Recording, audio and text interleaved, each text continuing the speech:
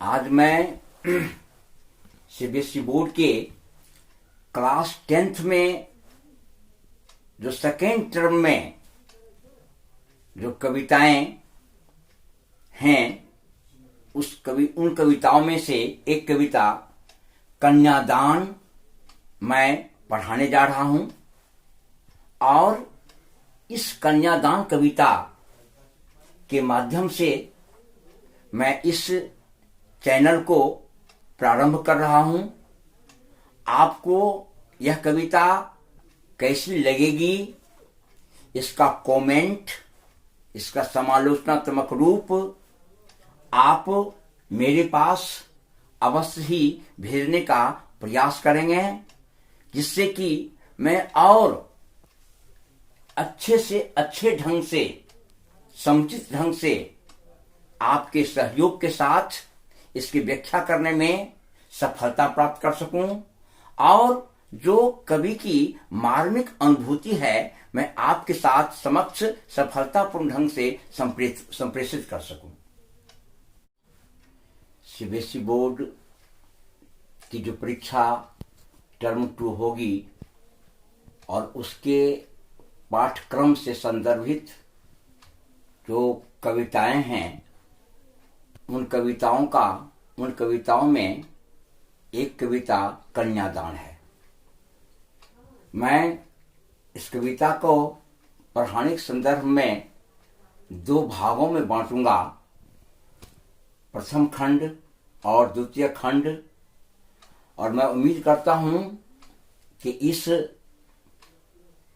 भावार्थ से, इस कविता के सरलार्थ से, इस कविता का जो मर्म है और इस मर्म को कवि ने जिस भावनाओं से अभिव्यक्त किया है उसे समझकर हम सामाजिक समस्याओं से अवगत होंगे और मां की जो पीड़ा है उस पीड़ा को समझने का प्रयास करेंगे।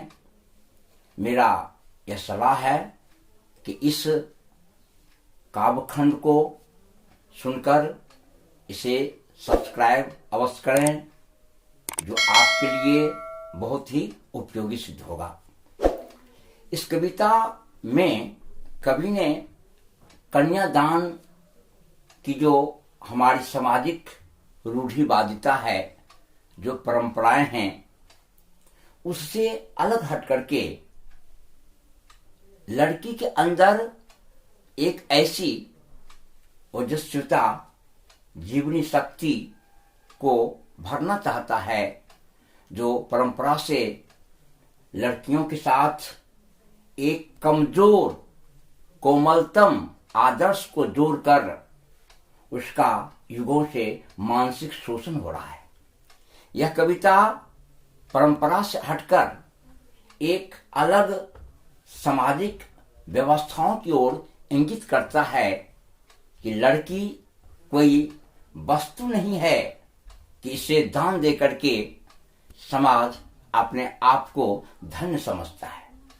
वह एक जीवंत प्राणी है जिसका अपना वजूद है, अपना अस्तित्व है, जो अपने जीवन को अपने ढंग से जीने का प्रयास करती है। इस कविता में कवि ने परंपरागत मूल्यों से अलग हट करके मां और बेटी के उस वात्सल्य और माधुर्यतम रूप को अभिव्यक्त किया है, जहां पर मां अपनी बेटी को समाज के उस संदर्भ में प्रस्तुत करने जा रही है जहां वह एक कमजोर बाला नहीं होगी, एक कमजोर युवती नहीं होगी। उसके अंदर जीवन जीने की एक असीम क्षमता होगी, जिस क्षमता के बल पर समाज की रूढ़िवादिता को वह खंडित कर सके, उसे वह तोड़ सके। इस कविता का मुख्य अभिष्ट ऋतुराज ने इसी संदर्भ में प्रस्तुत किया है कि युगों से जो हमारे समाज में एक लकीर खींच दी गई है कन्यादान की, उस कन्यादान की जो परंपरा हैं, उन परंपराओं से अलग हट करके आज एक ऐसी मानसिकता को स्थापित करना है जहां पर एक लड़की अपनी दुर्धर्ष मेधा से अपने अस्तित्व को स्थापित कर सके, जिस परिवार में वह पहुंचने का प्रयास करती है उसका वहां मान मर्यादा भी सुरक्षित रह सके। इसलिए कवि ने अपनी संवेदनाओं को दर्द भरे शब्दों के साथ अभिव्यक्त करते हुए कहता है कि कितना प्रमाणिक था उसका दुख लड़की को दान में देते वक्त। यानी जब मां अपनी लड़की को दान स्वरूप प्रदान करती है तो उसका हृदय कितना मर्माहत हो जाता है, उसकी आत्मा किस प्रकार से करुणाद्र हो जाती है, उसकी आंखें पुंडपेन आंसुओं से भीग जाती है, क्रंदन युक्त संवेदनाएं सभी के समक्ष प्रस्तुत हो जाती है और लड़की को दान देते वक्त ऐसा उसे एहसास होता है कि मानो जीवन की अंतिम जो पूंजी थी, जिस पूंजी के बल पर वह अपने मातापन की भावनाओं को स्थापित कर पा रही थी, आज उससे वह पूंजी दान स्वरूप किसी के पास जा रहा है। इसलिए ऋतुराज ने सामाजिक संवेदनाओं को इसके माध्यम से अभिव्यंजित किया है, व्यक्त किया है कि हमारी समाज की जो रूढ़िगत अवधारणाएं हैं, रूढ़िगत विचारधाराएं हैं, उन विचारधाराओं से अलग हट करके लड़की अपने आप को इस योग्य प्रमाणित कर सके कि उसके अंदर एक असीम व्यक्तित्व की संभावनाएं सन्निहित है, जहां पर अब उसका उस प्रकार से मानसिक शोषण नहीं किया जा सकता है जहां पर युगों से अभी तक किया जा रहा था। इसलिए कवि की प्रथम पंक्ति जो है, अनुच्छेद जो है, वह हमारे मर्म को स्पर्श करते हुए इस बात को व्यक्त करता है कि कितना प्रामाणिक था उसका दुख लड़की को दान में देते वक्त। प्रामाणिक शब्द पर गौर करेंगे कि एक प्रमाण था, एक सशक्त अनुभूति थी कि आज बेटी जो अब तक बात्सल रस की वर्षा से भींगती रही है, लालन पालन में किसी प्रकार की कमी नहीं की गई है, आज दूसरे घर में वह प्रवेश कर रही है। आज से इस पर मेरा उस प्रकार का अधिपत्य नहीं रहेगा जैसा इसके पूर्व था। आज यह मेरी संचित निधि मेरे हाथ से पुंडपेन अब अलग हो रही है। और लड़की के उस अबोधपन का वर्णन कवि ने सशक्त शब्दों में इस प्रकार से किया है कि लड़की अभी सियानी नहीं थी, अभी इतनी भोली सरल थी। यानी हमारे समाज में जहां बेटी पलती है, जहां बेटी जीती है, जहां वह खेलती है, जहां उसके जीवन का अल्हड़पन प्रारंभ होता है, वहां पर अपने जीवन का अनुभव उसे बहुत कम रहता है। इसलिए कभी कहता है स्पष्ट शब्दों में कि लड़की अभी सयानी नहीं थी, अभी इतनी भोली सरल थी, सयानी नहीं थी, यानी बुद्धिमती नहीं थी, जीवन का अनुभव नहीं था, जीवन के सुख दुख भरे पड़ाव से वह अभी नहीं गुजरी थी। वह जीवन के उस कोमलतम पक्ष में सांस ले रही थी जहां पर उसके समक्ष अनेक प्रकार की सुविधाएं उपलब्ध थी। लेकिन विवाहोपरांत, कन्यादान को उपरांत अब वह वहां जा रही है जहां जीवन की अनेक समस्याओं का सामना करना उसके जीवन का एक हिस्सा बन जाएगा। जीवन में जो अभी तक एक सरलपन था, एक सुबोधपन था, अब वह धीरे धीरे एक अलग आकार ले लेगा। अब जीवन में अनेक प्रकार की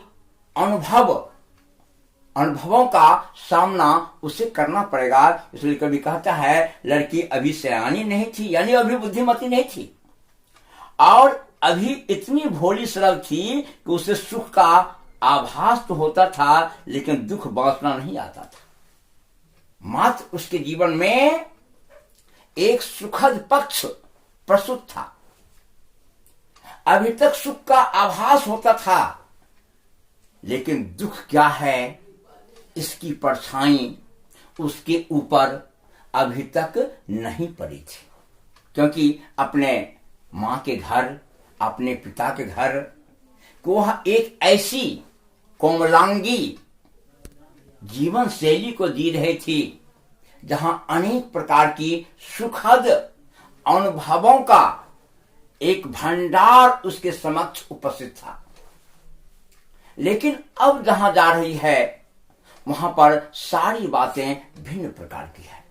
इसलिए सुखों का आभास था, लेकिन जब दुख किसी के समक्ष उपस्थित हो जाता है तो दुख को किस प्रकार से बांटा जाए इसका एहसास उसे अभी तक नहीं था। इसी तथ्य को कवि ने इस पंक्ति के माध्यम से उद्धृत किया है कि उसे सुख का आभास तो होता था लेकिन दुख बांटना नहीं आता था। अगर उसके पास कष्ट है, पीड़ा है, तो किसे और कैसे कहे इसका आभास उसे नहीं था, इसकी सरलतम अनुभूति उसे नहीं थी। इसलिए कवि ने एक मार्मिक शब्दों का सार्थक प्रयोग करते हुए मां की और लड़की की उस अनुभूतियों को व्यक्त किया है। तो मैं इस बात को इस संदर्भ में प्रस्तुत कर रहा था कि जो कविता का मार्मिक परिवेश है, जहां पर कवि कहता है कि लड़की अभी सयानी नहीं हुई थी, सुख का तो आभास था लेकिन दुख बांटना नहीं जानती थी। यह जीवन का एक बहुरंगी पक्ष होता है जहां पर एक नारी अनेक जगह खंडित होती चली जाती है।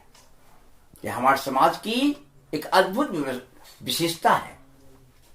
एक लड़की का विवाह कहीं होता है, वो ससुराल जाती है, फिर वह मां बनती है, उस लड़की का, उसकी बेटी का विवाह होता है, फिर वह ससुराल जाती है।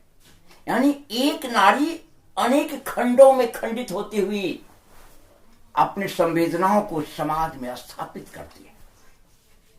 इसलिए कवि जो इस भाव को हमारे समक्ष प्रस्तुत किया है कि लड़की अभी सयानी नहीं थी, सुख की तो अनुभूति थी लेकिन दुख बांटना नहीं आता था कि दुख क्या है। क्योंकि दुख एक ऐसी अनुभूति होती है कि किसके समक्ष अपनी मन की व्यथा को रखी जाए कि वह इस व्यथा को समझ सके और तदनुकूल एक सांत्वना बंधाया जा सके। उसके पास नहीं रखी जाए जो हमारी संवेदनाओं को उपहास उड़ाता है। इसलिए कवि ने स्पष्ट कहा है कि सुख का तो आभास था लेकिन दुख बांटना नहीं आता था।